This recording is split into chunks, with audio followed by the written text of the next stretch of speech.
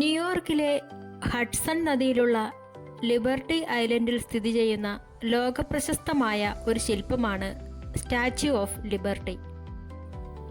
ഇത് കേവലം ഒരു സ്മാരകം മാത്രമല്ല, ആഗോളതലത്തിൽ സ്വാതന്ത്ര്യത്തിൻ്റെയും ജനാധിപത്യത്തിൻ്റെയും ഏറ്റവും വലിയ പ്രതീകങ്ങളിലൊന്നാണ്.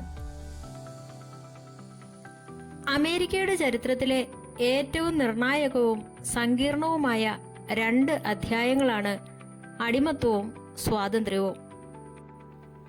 വൈരുദ്ധ്യങ്ങൾ നിറഞ്ഞതാണ് ഈ ചരിത്രം. കാരണം മനുഷ്യന്റെ സ്വാതന്ത്ര്യത്തിനും അവകാശങ്ങൾക്കും വേണ്ടി സംസാരിച്ച ഒരു രാജ്യം അതേസമയം തന്നെ ദശലക്ഷക്കണക്കിന് മനുഷ്യരെ അടിമകളാക്കി വെച്ചിരുന്നു. അമേരിക്കൻ വിപ്ലവത്തിൽ ഫ്രാൻസ് വഹിച്ച പങ്ക് വളരെ നിർണായകമായിരുന്നു. ബ്രിട്ടന്റെ ആധിപത്യം തകർക്കാൻ വേണ്ടി ഫ്രാൻസ് അമേരിക്കൻ കോളനികളെ പിന്തുണച്ചതാണ് ചരിത്രത്തിലെ ഏറ്റവും പ്രധാനപ്പെട്ട ഒരു സഖ്യത്തിന് വഴിമാറിയത്. അമേരിക്കൻ നയതന്ത്രജ്ഞനായ ബെഞ്ചമിൻ ഫ്രാങ്ക്ലിൻ ഫ്രാൻസിലെത്തി ലൂയി 16 രാജാവുമായി നടത്തിയ ചർച്ചകളാണ് ഈ ബന്ധം ശക്തമാക്കിയത്. വിപ്ലവത്തിന്റെ ഗതി മാറ്റിയ അവസാനത്തെ പ്രധാന യുദ്ധമായിരുന്നു യോർക്ക് ടൗൺ യുദ്ധം. ഇതിൽ ബ്രിട്ടൻ കീഴടങ്ങാൻ നിർബന്ധിതരായി. ഫ്രാൻസിന്റെ നാവിക സാമ്പത്തിക സഹായമില്ലായിരുന്നുവെങ്കിൽ അമേരിക്കയ്ക്ക് ബ്രിട്ടനെ തോൽപ്പിക്കുക അസാധ്യമാകുമായിരുന്നു. അമേരിക്ക സ്വാതന്ത്ര്യം നേടി 100 വർഷം തികയുന്ന വേളയിൽ, അതായത് 1876-ൽ ഇരു രാജ്യങ്ങളും തമ്മിലുള്ള ദൃഢമായ സൗഹൃദം ആഘോഷിക്കാനും അതിനെ ചരിത്രത്തിൽ അടയാളപ്പെടുത്താനും ഫ്രഞ്ചുകാർ ആഗ്രഹിച്ചു. ഫ്രഞ്ച് രാഷ്ട്രീയ ചിന്തകനും അടിമത്ത വിരുദ്ധ പോരാളിയുമായിരുന്ന എദ്വാർ റെനെ ഡി ലബോലെ ആണ് 1865-ൽ ഇങ്ങനെ ഒരു പ്രതിമ നിർമ്മിക്കാമെന്ന ആശയം ആദ്യമായി മുന്നോട്ട് വച്ചത്. അമേരിക്കയിൽ ആഭ്യന്തര യുദ്ധം അവസാനിക്കുകയും അടിമത്തം നിർത്തലാക്കുകയും ചെയ്ത സമയം കൂടിയായിരുന്നു അത്. ജനാധിപത്യത്തിന്റെയും സ്വാതന്ത്ര്യത്തിന്റെയും വിജയത്തെ മാനിച്ചുകൊണ്ട് അമേരിക്കയ്ക്ക് ഫ്രഞ്ച് ജനതയുടെ വകയായി ഒരു വലിയ സ്മാരകം നൽകണമെന്ന് അദ്ദേഹം നിർദ്ദേശിച്ചു. 1876-ൽ അമേരിക്കൻ സ്വാതന്ത്ര്യ പ്രഖ്യാപനത്തിന്റെ ശതാബ്ദി ആഘോഷവേളയിൽ ഫ്രാൻസിലെ ജനങ്ങൾ അമേരിക്കൻ ഐക്യനാടുകൾക്ക് നൽകിയ സൗഹൃദ സമ്മാനമാണിത്. അമേരിക്കൻ ആഭ്യന്തര യുദ്ധം അവസാനിച്ചതിനെയും അടിമത്തം നിർത്തലാക്കിയതിനെയും ഫ്രാൻസ് ഇതിലൂടെ ആദരിച്ചു. ആ സമയത്ത് ഫ്രാൻസിൽ നെപ്പോളിയൻ മൂന്നാമന്റെ ഏകാധിപത്യ ഭരണമായിരുന്നു നിലനിന്നിരുന്നത്. ഫ്രാൻസിലും ജനാധിപത്യം വരണമെന്ന് ആഗ്രഹിച്ച ലബോലയെ പോലെയുള്ള ഉദാരവാദികൾ അമേരിക്കൻ ജനാധിപത്യത്തെ പുകഴ്ത്തുന്നതിലൂടെ സ്വന്തം നാട്ടിലെ ജനങ്ങളിൽ സ്വാതന്ത്ര്യബോധം വളർത്താനും ഇതിനെ ഒരു മാർഗമായി കണ്ടു. ലബോലയുടെ ആശയം ഉൾക്കൊണ്ട് പ്രശസ്ത ഫ്രഞ്ച് ശില്പിയായ ഫ്രെഡറിക് അഗസ്തെ ബെർത്തോൾഡി പ്രതിമയുടെ രൂപകൽപ്പന ആരംഭിച്ചു.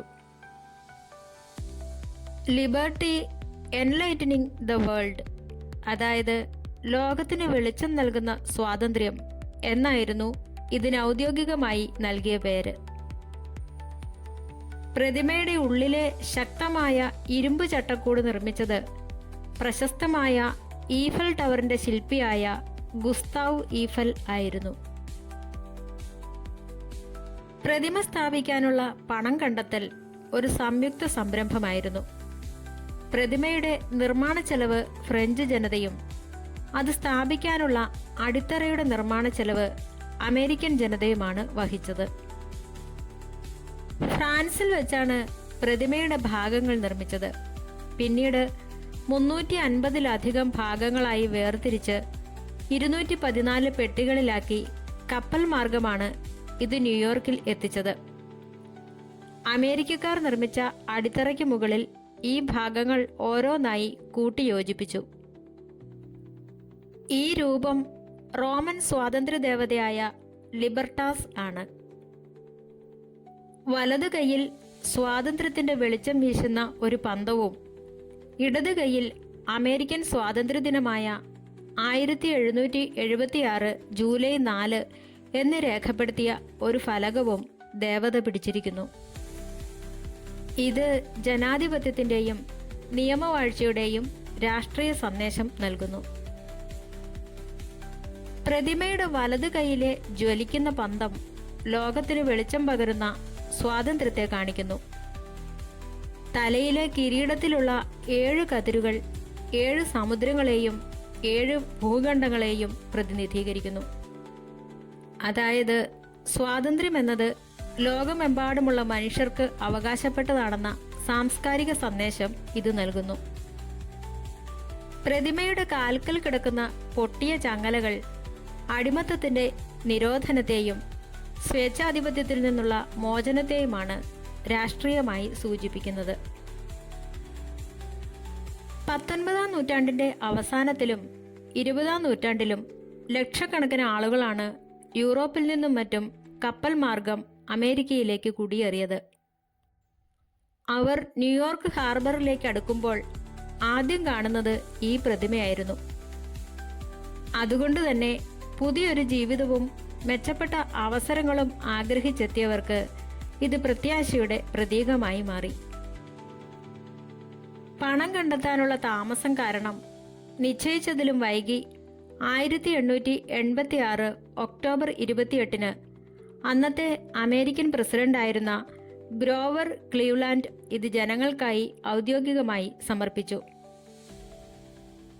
ചുരുക്കത്തിൽ അമേരിക്കയുടെ 100-ാം സ്വാതന്ത്ര്യദിനത്തോടനുബന്ധിച്ച് ഇരു രാജ്യങ്ങളും തമ്മിലുള്ള സൗഹൃദം പുതുക്കാനും അടിമത്ത നിരോധനത്തെയും ജനാധിപത്യ മൂല്യങ്ങളെയും ആഗോളതലത്തിൽ ഉയർത്തിക്കാട്ടാനുമാണ് ഫ്രാൻസ് ഈ പ്രതിമ ന്യൂയോർക്കിൽ സ്ഥാപിച്ചത്.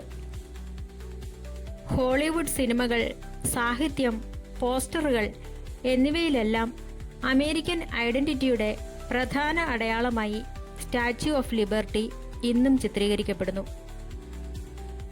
അമേരിക്കൻ ഐക്യനാടുകളുടെ രാഷ്ട്രീയ മൂല്യങ്ങളുടെ കാവലാളായും ലോകമെമ്പാടുമുള്ള ജനങ്ങൾക്ക് സ്വാതന്ത്ര്യത്തിന്റെ വെളിച്ചമായും സ്റ്റാച്യു ഓഫ് ലിബർട്ടി നിലകൊള്ളുന്നു. 1984 യുനെസ്കോ സ്റ്റാച്യു ഓഫ് ലിബർട്ടിയെ ഒരു ലോക പൈതൃക കേന്ദ്രമായി പ്രഖ്യാപിച്ചു. ലോകമെമ്പാടുമുള്ള ദശലക്ഷക്കണക്കിന് കുടിയേറ്റക്കാർക്ക് മെച്ചപ്പെട്ട ജീവിതത്തിനായുള്ള പ്രതീക്ഷയുടെയും സ്വാതന്ത്ര്യത്തിന്റെയും പ്രതീകമായി ഈ സ്മാരകം ഇന്നും നിലകൊള്ളുന്നു.